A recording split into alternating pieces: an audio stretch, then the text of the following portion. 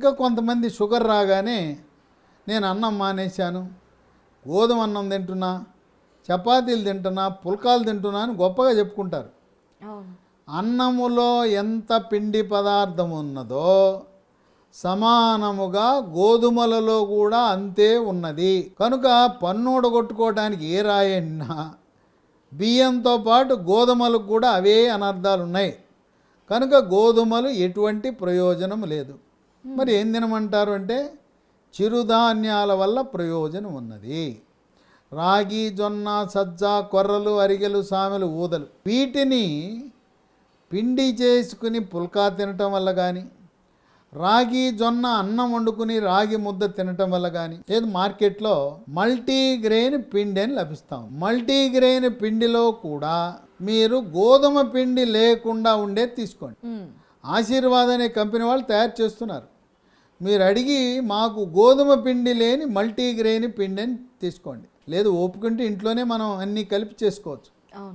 కనుక ఎవరైతే చిరుధాన్యాలు తింటారో షుగరు మనల్ని అంటుకోదు, మన శరీరంలో ప్రవేశించదు. షుగర్ ఉన్న వాళ్ళకి చక్కగా నియంత్రణ జరుగుతుంది. షుగర్ ఉన్నంత మాత్రాన ట్యాబ్లెట్లు, ఇన్సులిన్ అవసరము లేదు. చిట్కా వైద్యాలు, గృహ వైద్యాలు పాటించడం ద్వారా షుగర్ని సమర్థవంతంగా నియంత్రించవచ్చు. మెంతి పొడి, ఉదయం 1 స్పూను మెంతి పొడి, రాత్రి 1 స్పూను మెంతి పొడి వాడటం వల్ల షుగర్ నియంత్రించబడుతుంది. ట్యాబ్లెట్లు, ఇన్సులిన్ లేకుండా మనము షుగర్ని, డయాబెటీస్ని కంట్రోల్ చేసుకోవచ్చు.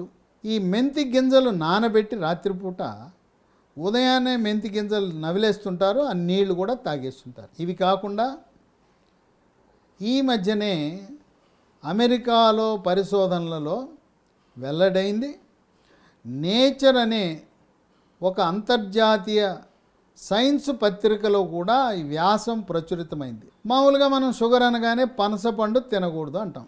అవును. షుగర్ ఉన్నవాళ్ళు 6 రకాల పండ్లు తినకూడదు. 1 మామిడి పండు, 2 అరటిపండు, 3 సపోటా, 4 సీతాఫలం, 5 పనసపండు, 6 ఖర్జూర పండు. మరి పనసపండు తినొద్దు అంటున్నారు. పనసపండు పొడి షుగర్ని నియంత్రించే గుణం ఉన్నది. చిట్కా వైద్యం, గృహ వైద్యం. దీన్ని ఎలా చేయాలంటే మనము మామూలుగా ఆకుపచ్చ రంగులో ఉంటుంది పనస, పండిన తర్వాత పసుపు రంగు వస్తుంది.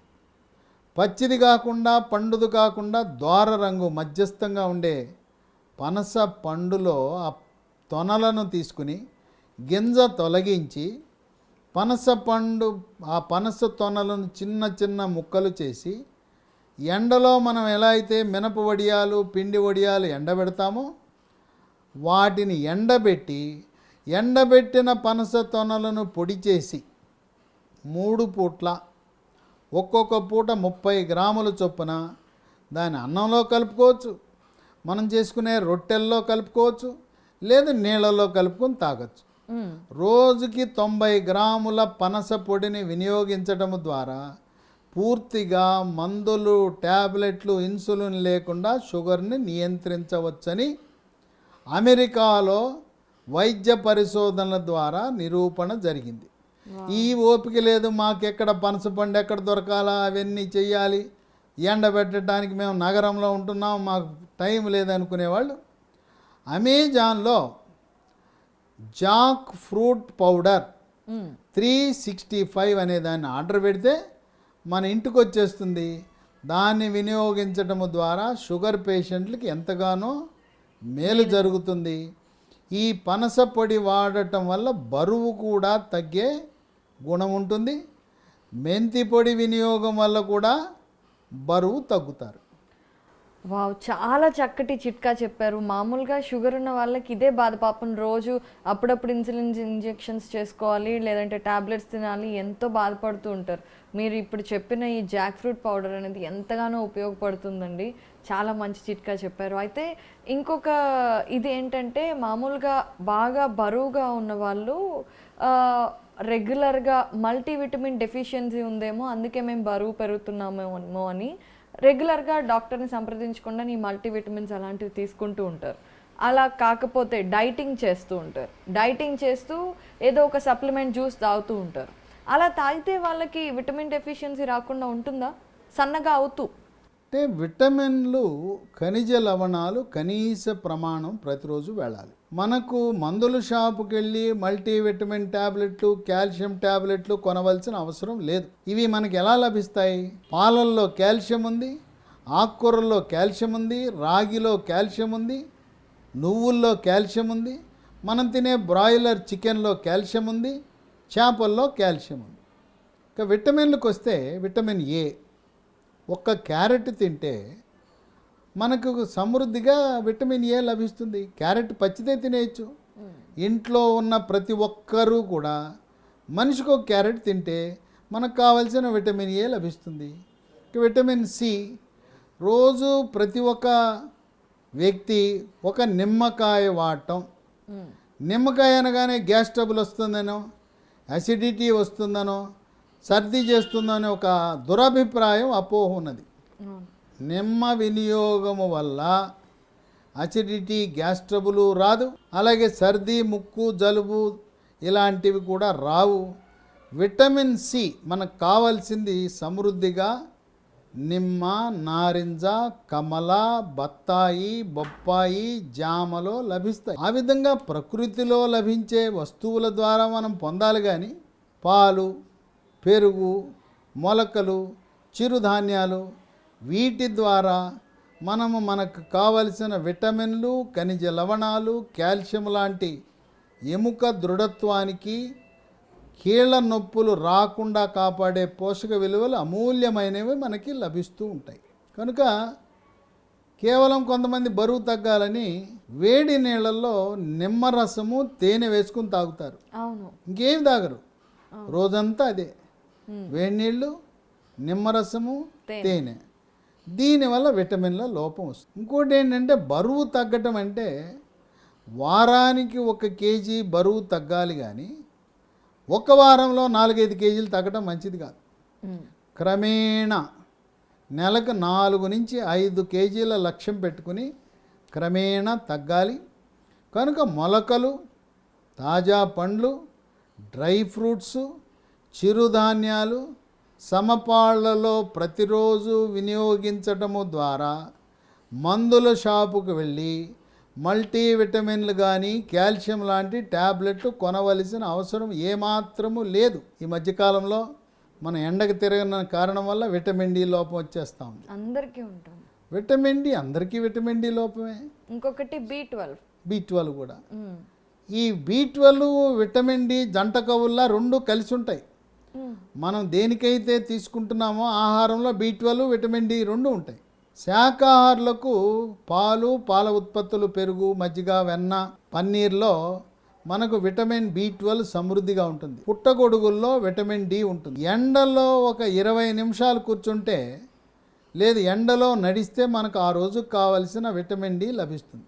మాంసాహారులకు కోడిగుడ్లు, చేపలు, బాయిలర్ చికెను, రొయ్యలు, మటన్ అన్నిట్లలో కూడా విటమిన్ డి వారికి లభిస్తుంది. ఈ మధ్యకాలంలో విటమిన్ B12 లోపం వల్ల అరిచేతులు, అరికాళ్ళు మంటలు, తిమ్మిర్లు, ఒంటి మీద గండ్రు చీమలు పాకినట్టుగా ఉండటం, స్పర్శను కోల్పోవటం, ఈ సమస్యలన్నీ కూడా B12. ఈ మధ్యకాలంలో అధికంగా విటమిన్ల లోపం పిల్లల్లో, పెద్దవాళ్ళు గమనించింది ఏంటంటే B12, విటమిన్ డి. ఇవి మనకు ప్రకృతి ప్రసాదించిన ఆహార పదార్థాలైన మొలకలు, పండ్లు, డ్రై ఫ్రూట్స్, చిరుధాన్యాలు, పాలు, పెరుగు, మజ్జిగ, పన్నీరు, వీటితో పాటు చిక్కుళ్ళు, సోయా చిక్కుళ్ళు, పచ్చి బఠానీలు, రాజ్మా, శనగలు, కందులు, పెసలు, వీటిలలో కూడా సమృద్ధిగా మాంసకృతులతో పాటు విటమిన్లు కూడా లభ్యమవుతాయి. సోయా చిక్కుళ్ళలో మాంసకృతులు అత్యధికంగా ఉంటాయి. కనుక సోయా చిక్కుళ్లను నానబెట్టి మిక్సీలో వేసుకుని సోయా పాలు చేసుకోవచ్చు, సోయా పిండితో రొట్టెలు చేసుకోవచ్చు, సోయాని కూర వండుకోవచ్చు. అలాగే చిక్కుళ్ళు, నాటు చిక్కుళ్ళని ఉంటాయి, లోపల గింజలు ఉంటాయి.